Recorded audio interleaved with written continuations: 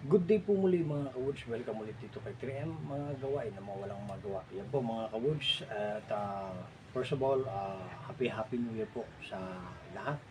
Shoutout po sa lahat ng followers. Shoutout sa lahat ng mga viewers. At ang ating project po ngayon, first project natin, napaka-minor po. No?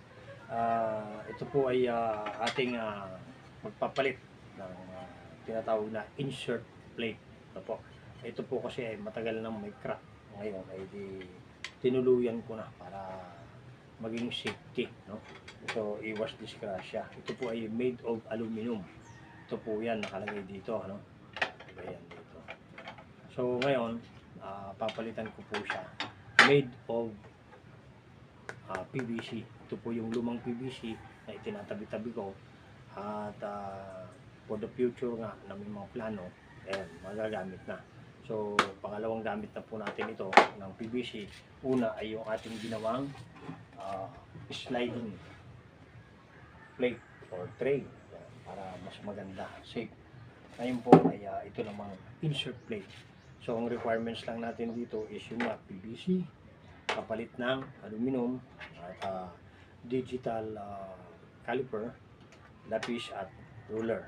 Yun lang po. At yung pag-cutting natin, grinder. Yan sa mga gilid. Siyempre, saan natin gagamitin yung caliper? Yan po yung mga sukatan dito sa loob. Kasi kailangan may mga sekretong lock po dito. Na dito na natin kukunin, gagawin. So, kailangan eksakto yung mga sukat. Maganda yung sobra, huwag lang magkulang. Yan po, no? So, nakat na natin ito. Dikit na. So, 2 days na idinikit para matibay. Diyan lang po tayo magkakating. At yung butas sa gitna, iaangat na lang po yan habang umanda. So magiging maliit na lang yung kanyang butas. Unlike dito, malaki po yung kanyang awang. Yan. So abangan nyo po mga ka-woods ang ating mga susunod pang video. Ito yung ating simpleng first project sa 2026 mga ka-woods. Kaya muli, maraming salamat sa inyo.